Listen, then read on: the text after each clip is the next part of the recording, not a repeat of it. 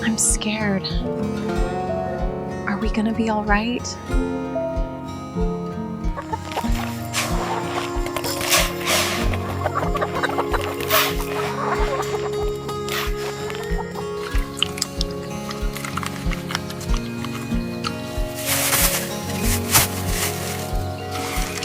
Here, I brought these for you. Oh, they're beautiful. Thank you so much. You should try this piece. It's perfectly cooked.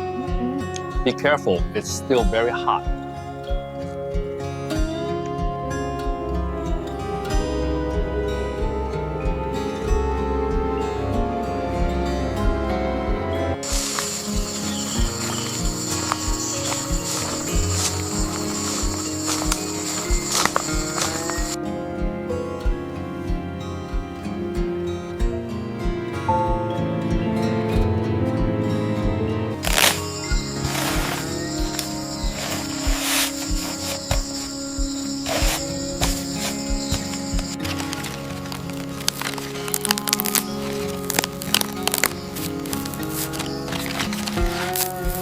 The wind from the sea was sharp that morning, cutting through the layers of mist that clung to the coastline. Diep stood barefoot on the damp sand, her hands raw and cold as she gathered clumps of seaweed into a woven basket. The waves rolled gently at her feet, each one bringing a trace of salt and memory.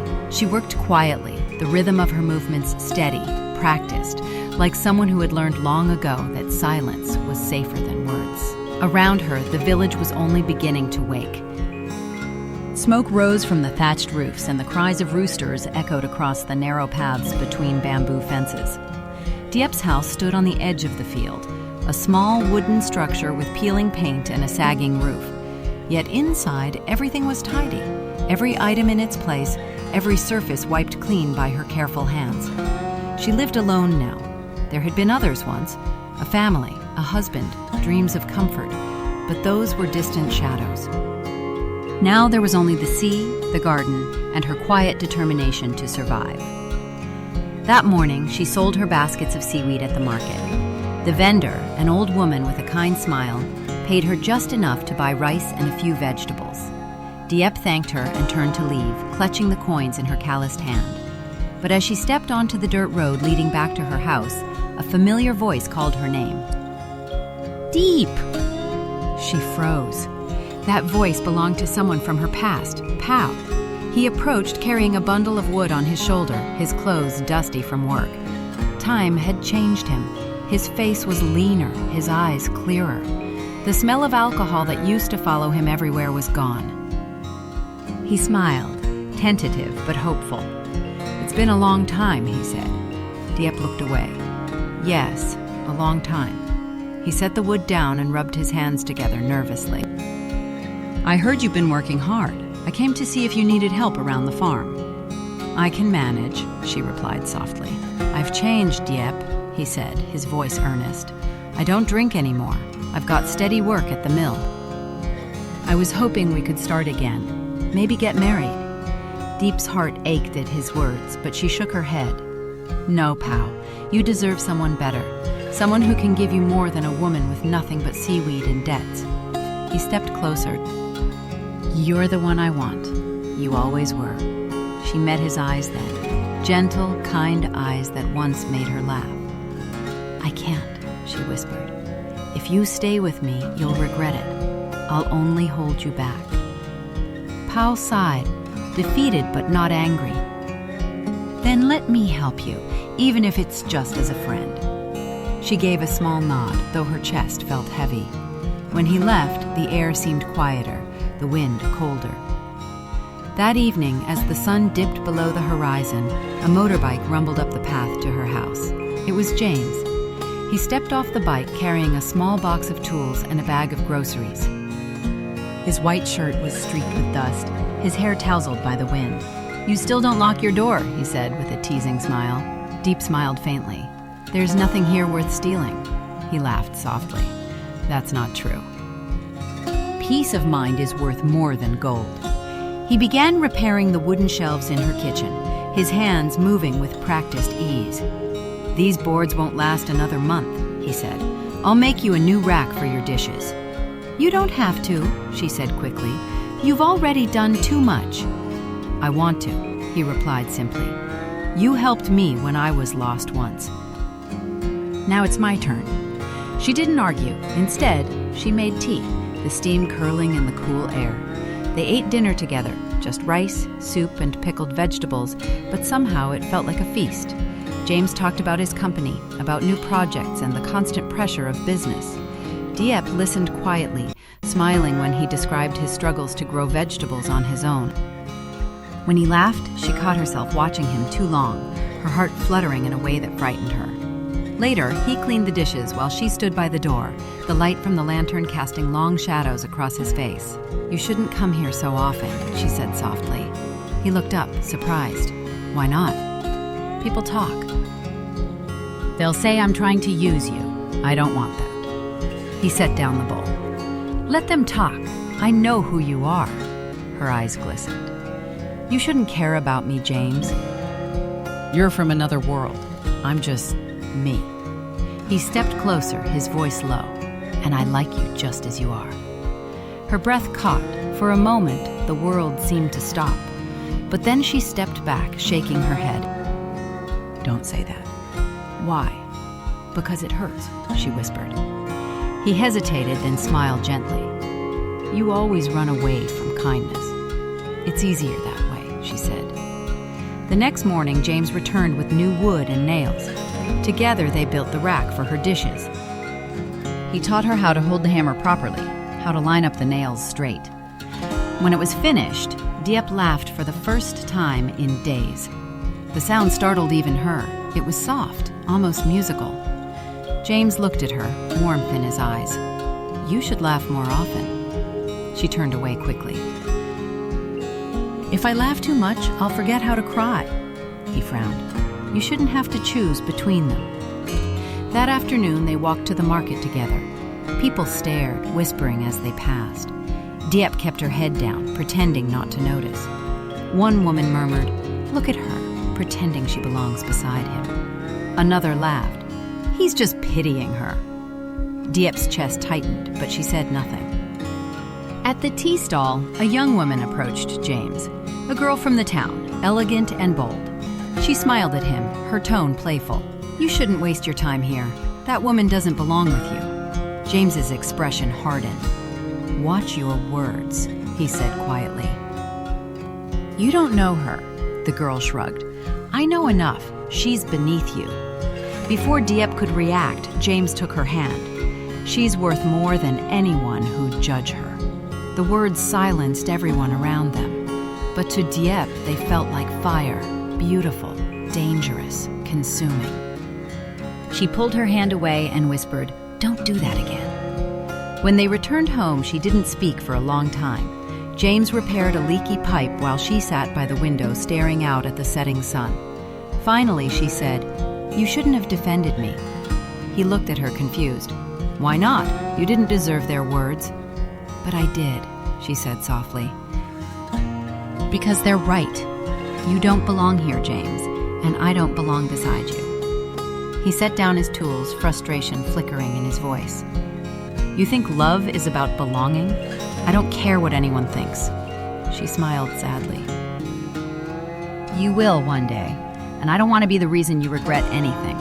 The silence between them grew heavy. Finally, James stood, his jaw tight.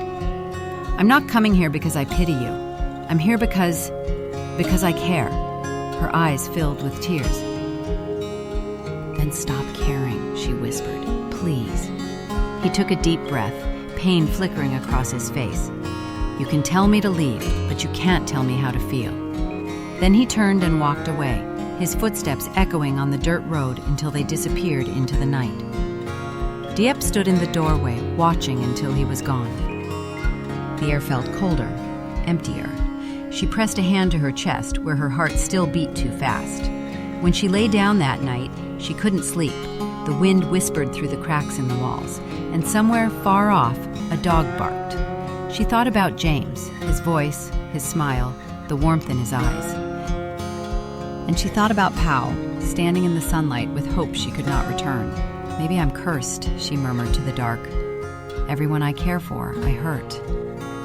Outside, the sea sighed softly against the shore, carrying her words away. The days after that night stretched long and quiet. The air grew colder, and the sea seemed to darken with the coming of rain. Diep worked from dawn till dusk, burying herself in chores, collecting seaweed, mending nets, feeding the chickens. Anything to keep her hands busy so her mind wouldn't wander back to the sound of James's footsteps fading into the night. But memories were like the tide. No matter how far she pushed them away, they always returned. She could still see the way he had looked at her, not with pity, but with something deeper, something she didn't dare name. One afternoon, as she was hanging the washed clothes by the line, Pau appeared again. He carried a small sack of rice and a bottle of honey. For you, he said simply. Diep frowned. I told you not to bring me things. He smiled, scratching the back of his neck. And I told you I don't listen very well. Despite herself, she laughed quietly. Pau grinned, the lines on his weathered face softening. It's good to see you smile again, he said. Smiles don't change much, she replied, looking down. No, he said softly, but they make life easier. They shared tea on the porch as rain began to fall, the sound of it tapping gently against the bamboo roof. Pau told her about his work at the mill, about saving money to buy a new fishing boat. It's not much, he said, but it's honest. Diep nodded, her thoughts drifting. Honest. The word struck something deep in her chest. James had said something similar once, that honesty was the first kindness a person could give. She wondered what he was doing now. Had he already forgotten her? When the rain stopped, Pau stood to leave. If you ever need help, Diep, I'll be here. She hesitated, then said quietly, You should find someone else, Pau. Someone who can love you the way you deserve. He looked at her for a long moment, then said, Maybe I already did. After he left, Diep stayed on the porch, listening to the dripping eaves. The sky was painted in gray, but somewhere beneath it, she felt something stir. A small ache, a longing she couldn't silence. That night, she dreamed of James. He was standing by the sea, his hand reaching out to her, but every time she took a step forward, the waves pulled her back. She woke with tears on her cheeks. The next morning, as she was feeding Hockey, she heard the sound of an engine. She turned and froze. James was back. He stepped out of his truck, carrying a crate of tools and a box covered in brown paper. His smile was gentle, cautious. I came to return something, he said. What could you possibly need to return? He lifted the box slightly. A promise. Diep frowned, confused. I don't understand. He walked past her and set the box on the table. Inside were planks of polished wood, a small hammer, nails, and a set of instructions. Remember the dish rack we built? He said. You said one day you wanted to build something by yourself. I thought you might start with this. Her heart twisted painfully. You didn't have to. I wanted to, he replied. And besides, he looked at her, his eyes steady. I missed this place. She turned away quickly, her voice trembling. You shouldn't have come. Maybe not, he said softly. But I couldn't stay away. Silence hung between them, heavy and fragile. Then, unexpectedly, he smiled. You know, when I first came here, I thought you were the strongest person I'd ever met. But now I realize you're also the loneliest. Her lips parted, but no words came. He took a step closer. You think you're protecting me by pushing me away, but Diep, you're only hurting both of us. Stop, she whispered. I can't, he said, because I... Don't, she interrupted, her voice shaking. Please. Don't say it. Why not? Because if you say it, I won't be able to forget it. James studied her for a moment, then said quietly, Maybe you're not supposed to. Tears welled in her eyes. You don't understand. I don't belong in your world, James. You have everything. Wealth, power, people who respect you. I have nothing but this house and the ghosts of my mistakes. He shook his head. You have something none of them do. Honesty.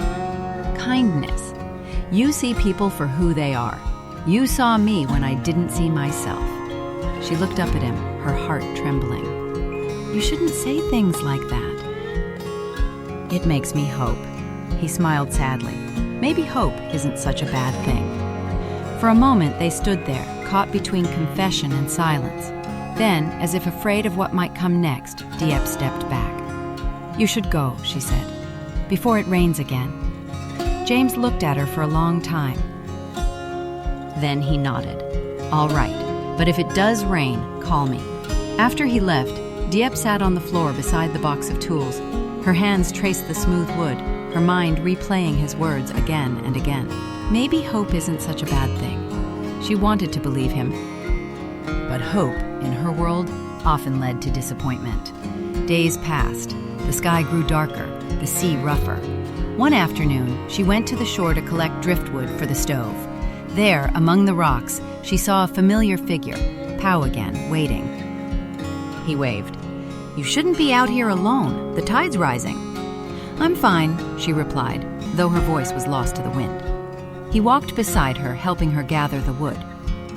You've changed, he said. You used to smile more. She looked at him, startled. You noticed? Of course, he said softly.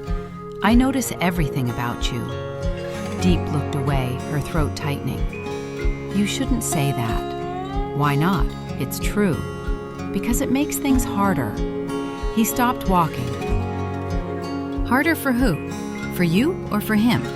Her breath caught. What are you talking about? I saw him, Pao said quietly. The man from the city, the one who looks at you like the sun rises and sets for you. Diep's face paled. He's just a friend, Pao smiled sadly. If that's true, then why do your eyes tremble when you say his name? She said nothing. He sighed and picked up the last piece of wood. You deserve to be loved, Diep, even if you don't believe it. That night, as the storm rolled in, Diep sat by the fire, staring at the flames. The wind howled outside, rattling the windows. She thought about Pao's words. You deserve to be loved. It sounded so simple, so impossible. Then came a knock at the door. It was James, soaked, breathless, rain dripping from his hair. You said to come if it rained, he said, half smiling. She stared at him, speechless. I brought soup, he added, lifting a small pot. Thought you might not have eaten. Diep shook her head, torn between anger and something softer.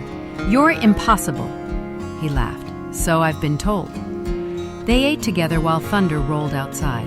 The light flickered, shadows dancing on the walls. After a while, Diep asked quietly, Why do you keep coming back? James looked at her, his expression serious now. Because every time I leave, it feels like I'm leaving home. Her heart stuttered. You don't mean that. I do, he said. You think I pity you, but that's not it. I admire you. You face the world with nothing but courage. That's what draws me to you. Diep's eyes filled with tears. You shouldn't say that. It'll make me believe you. He leaned forward slightly. Then believe me. For a heartbeat, the world was silent. The storm outside faded into a distant hum.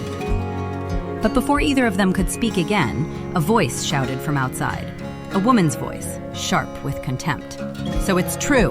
The city man and the poor girl. Diep froze. James stood quickly, his jaw tightening. The door flew open, and the same young woman from the market stood there, her eyes blazing. You're pathetic, she hissed at Diep. You think you can climb into his world by playing the victim? Leave, James said firmly. The woman sneered. You don't see it, do you? She's using you. Everyone knows it. Diep's face burned with humiliation. Please, she said softly, just go. The woman laughed bitterly and turned away. You'll see the truth one day. When she was gone, James turned to Diep, his expression torn between anger and worry. Don't listen to her. But Diep was already shaking her head, tears streaming down her face. She's right, this will only hurt you. He reached for her, but she stepped back. No, James, you need to go, please. I'm not leaving you like this. You have to, she whispered. Because if you stay, I won't be strong enough to say goodbye. The silence that followed was unbearable. Finally, James nodded slowly. If that's what you want. She turned away, unable to watch him go. When the door closed behind him, she sank to her knees, her hands covering her face. The storm raged on, but inside the small house, only the sound of her quiet sobs filled the air. Morning came slowly, gray and heavy, the storm clouds still clinging to the horizon. Diep sat by the window, her eyes hollow, her hands wrapped around a cold cup of tea that she had forgotten to drink. The air smelled of damp wood and sea salt. The house was silent, except for the faint crackle of the dying fire. She hadn't slept. Every time she closed her eyes, she saw James's face, the look of pain in his eyes as he walked away. Outside, the fields glistened with rain. The seaweed she had gathered yesterday lay scattered near the fence, half drowned in puddles. She should have gone to collect them, should have been working by now, but her body refused to move. Something inside her had shattered. Then came a knock on the door. It wasn't James. It was Pow. He stood there holding an umbrella, his face drawn with concern. You didn't come to the market, he said softly. I got worried. Diep tried to smile but failed. I'm fine, he frowned. You don't look fine. She turned away. Please, Pow, not today. He hesitated, then placed the umbrella by the door. You don't have to talk. I'll just sit here. And he did. He sat quietly near the fire while she stared at the rain. Minutes passed like hours. Finally, she whispered, He's gone. Pow looked up, his expression unreadable. The man from the city? She nodded. I told him to leave. He didn't ask why. He didn't need to. He just said softly, You always push away the ones who care about you. Tears filled her eyes. Because it's easier than watching them regret me later. He sighed, rubbing his rough hands together. You think love is a burden, but it's not. It's a choice. And sometimes the hardest part is letting someone choose you. His words settled into the air like dust. She didn't answer. That night, after Pow left, Diep walked to the sea. The waves were dark and restless, crashing against the rocks like angry whispers. She stood there, her feet sinking into the wet sand, the wind tugging at her hair. If I were someone else, she whispered, would you still have loved me, James? No one answered, only the waves. The days that followed blurred together. Diep worked endlessly, building fences, tending to her small garden, cleaning until her hands ached. It was the only way she knew to quiet her thoughts. But every evening, when the sun slipped below the horizon, she would find herself looking down the road, half expecting to see James's bike again. He never came. One evening, as she was stacking wood behind the house, she heard the sound of a car stopping on the dirt road. Her heart leapt. For a moment, she hoped it was him. But when the door opened, it was not James who stepped out. It was a woman, the same one who had humiliated her that stormy night. She wore a white coat and dark glasses, her expression softer now. Can we talk? The woman asked quietly. Diep hesitated. Why are you here? I came to apologize. Diep stared at her, disbelief flickering across her face. The woman continued. James left the city last week. He said he needed time away from everything, the company, the noise, the expectations. He told us not to look for him, but she trailed off. He mentioned you, said you taught him what it means to care. Diep's throat tightened. Why are you telling me this? Because, the woman said, her voice trembling slightly, I realized I was cruel to you, and maybe I was wrong. You weren't trying to take anything from him. You were the only one who gave him peace. Tears welled in Diep's eyes. Peace, she repeated softly. I drove him away. The woman shook her head. Maybe. But sometimes people need to be apart to understand what they truly want. She handed Diep a small folded note. He left this for you. When the woman left, Diep sat on the steps, staring at the note in her hands. The paper was damp from the mist, the ink smudged in places. She unfolded it carefully. Diep, if you're reading this, it means I finally did what you asked. I left. But leaving doesn't mean forgetting. I tried to convince myself that I could go back to my world, that I could be the man everyone expects me to be. But I can't. Not anymore. You changed me, Diep. You made me see what truly matters. Not wealth, not success, but honesty and kindness. I know you think you're protecting me by pushing me away, but the truth is, I don't need protecting. I just need you to believe that you deserve love too. Wherever you are, whatever you choose, I'll be wishing you peace, the same peace you gave me. James. The paper trembled in her hands. The tears came slowly at first, then all at once. She pressed the letter to her chest, whispering, You fool, why did you have to love me like that? That night, she couldn't sleep. She sat outside until dawn, watching the stars fade into morning light. For the first time in weeks, the air felt different, lighter somehow. Maybe it was hope. Maybe it was heartbreak. Maybe both. Days passed again. Life continued, quiet and simple. Pao still visited sometimes, bringing fresh vegetables or helping mend fences. He never spoke of love anymore, only friendship. And Diep, though still carrying the weight of her pain, began to smile again. Small, cautious smiles that hinted at healing. Then, one afternoon, as she was tending to her garden, she heard the distant hum of an engine. She froze, her heart racing. It was a sound she knew too well. The old truck came into view, dusty from travel. When it stopped, James stepped out. Leaner, tanner, his clothes simple, his smile hesitant. For a long moment, neither of them moved. The only sound was the whisper of the wind through the trees. You came back, she finally said, her voice trembling. I promised I would, he replied. She looked away, blinking back tears. Why? After everything? He took a slow step closer. Because some promises are worth keeping. Diep shook her head. You shouldn't have. I know, he said softly, but I wanted to. There was silence again. Then she whispered, You don't know what it's like to be me, James. To wake up every day wondering if you're enough. I didn't push you away because I stopped caring. I did it because I was afraid you'd see the truth, that I'm not the woman you think I am. He smiled faintly. Maybe not, but you're the woman I want to know. Her breath hitched. And if I break your heart again, then at least it'll be because I tried for something real. A tear slid down her cheek. She looked up at him, her voice barely above a whisper. You're a stubborn man, James. He chuckled softly. So they tell me. And then, slowly, he reached out his hand. For a long moment, Diep just stared at it. The same hand that had built her shelves, fixed her fence, lifted her when she fell. The same hand that had once been turned away. Finally, she placed hers in his. It was cold, trembling, uncertain, but it was there. The wind shifted. The sun broke through the clouds, bathing them in gold. James smiled. See, even the world approves. Diep laughed through her tears. Maybe it does.